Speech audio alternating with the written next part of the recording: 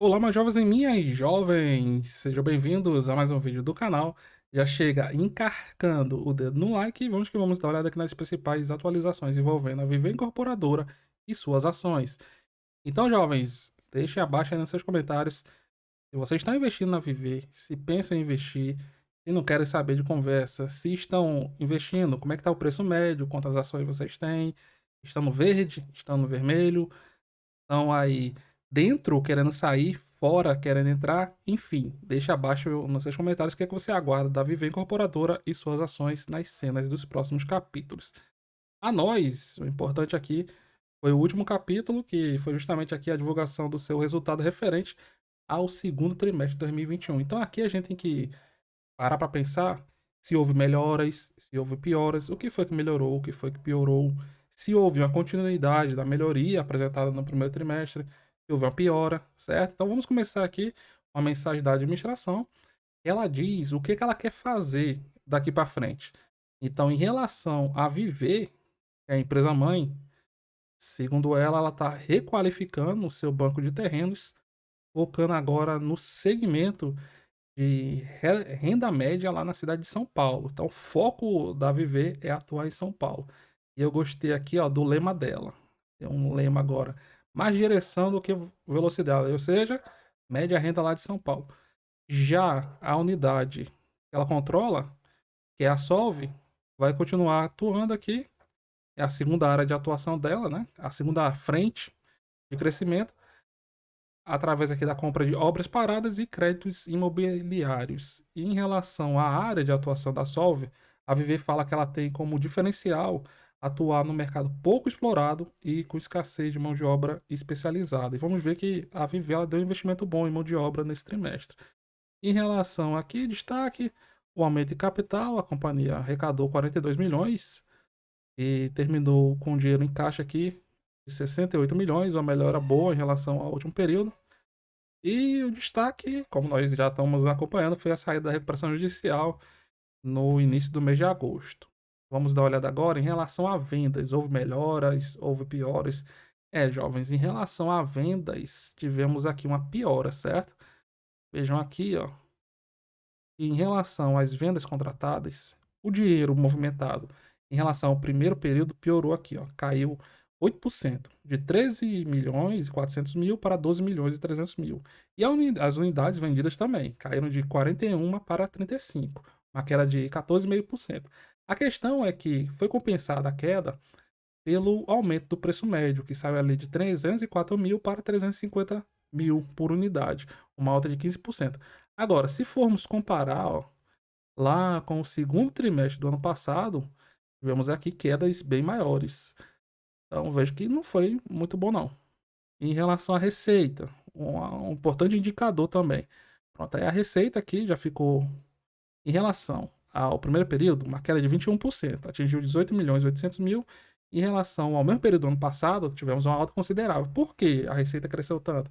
Porque o custo aumentou por unidade. Então, aqui foi uma coisa que ajudou a gerar mais receita. Em relação ao EBITDA, que é um indicador muito importante para medir a capacidade da companhia de gerar dinheiro, de fazer caixa, né? É o seu resultado operacional, deu uma queda aqui feia, 56%.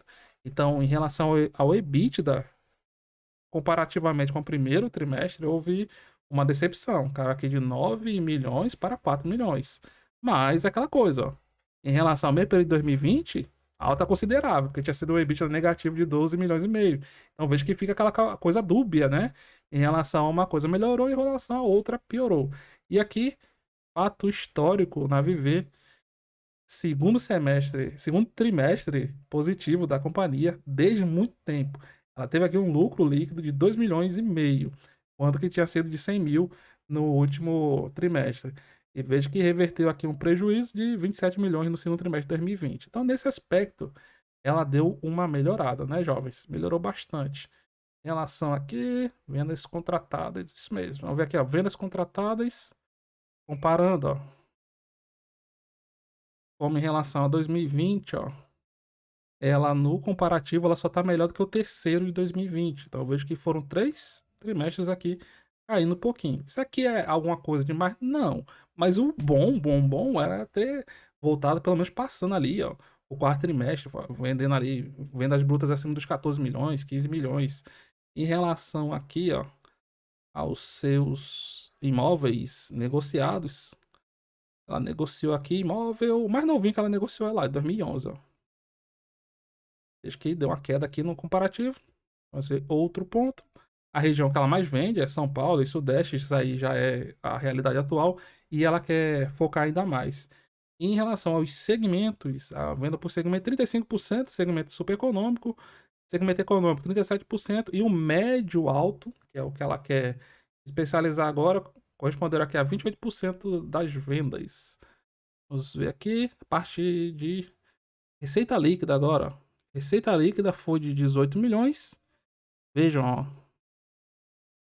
que aqui tivemos um desempenho bom, só foi menor do que o primeiro de 2020. Agora, lembrando, o ideal para ser melhor mesmo seria ter passado aqui maior do que o primeiro de 2021. Então, não tivemos continuidade em relação ao aumento da receita.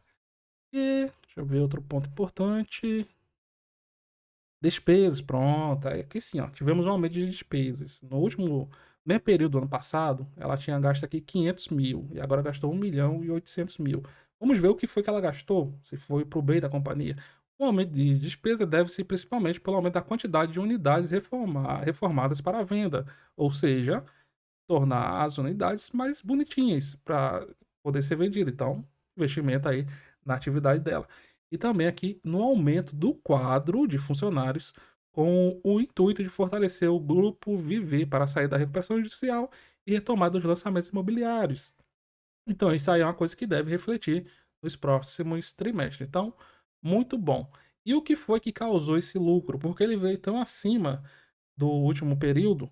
Aqui a companhia diz, ó, principalmente devido à reversão de provisão para contingências, portanto, mais um trimestre com lucro contábil. Ou seja, anteriormente ela estava falando, olha, eu posso ter um gasto com tal coisa, então vou deixar aqui provisionado, porque se esse gasto acontecer, eu vou lá e faço.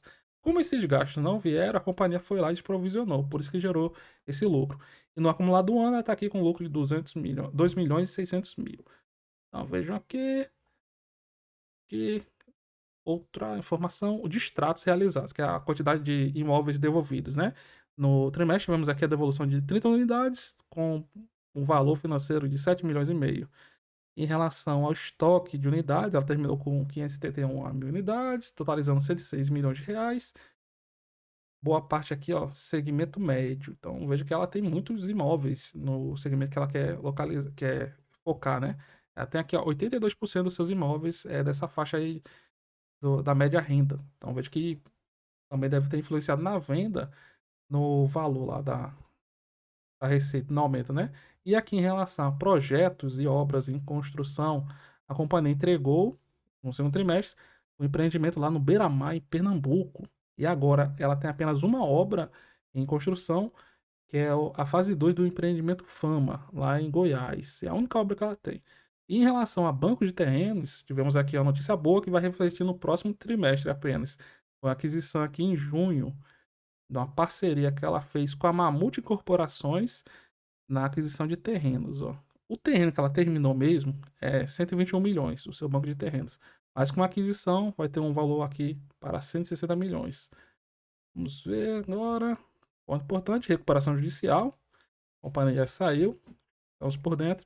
Em relação a processos judiciais, a companhia terminou aqui com a quantidade elevada, 4.257 processos judiciais, sendo que um pouco menos da metade, 1.985, são de empresas estão sujeitas à recuperação judicial. Aí eu fiz um vídeo explicando como é que isso funciona. Ó, se essas empresas aqui, ó, alguma dessas ações ganharem, a companhia não sofre nenhum tipo de diminuição no seu patrimônio. Por quê?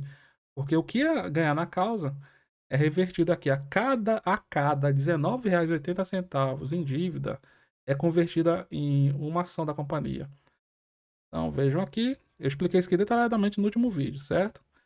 Em relação a isso, já vimos.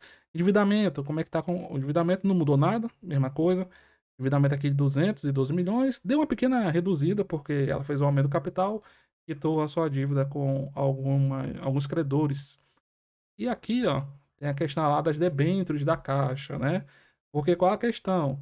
A Caixa quer que todo saldo devedor seja concursal, ou seja, não incluído na recuperação judicial, ou seja, pagar do jeito que é para pagar.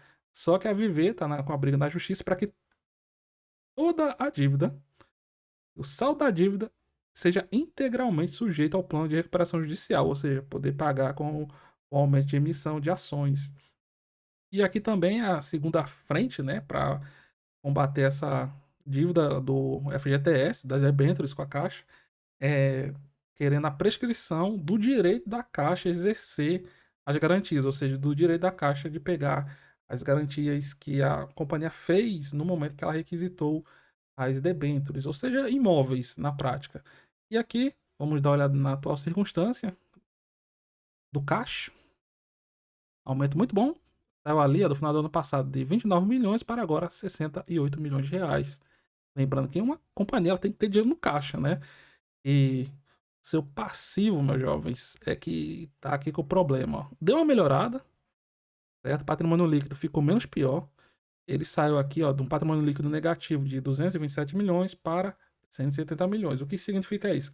Que as obrigações da companhia estão passando agora dos bens e direitos, que são os ativos, em 170 milhões. Isso aí não é uma coisa boa, mas está ficando menos pior. Em relação a lucros e prejuízos acumulados, a Viver tem que comer muito feijão com farinha ainda, porque ela agora está com 2 bilhões 507 milhões de reais em prejuízos acumulados, beleza? Agora eu gostaria de saber de vocês, meus jovens e minhas jovens, o que vocês aguardam aí das ações da Viver nas cenas dos próximos capítulos. Muito obrigado a todos, tudo de bom, até mais.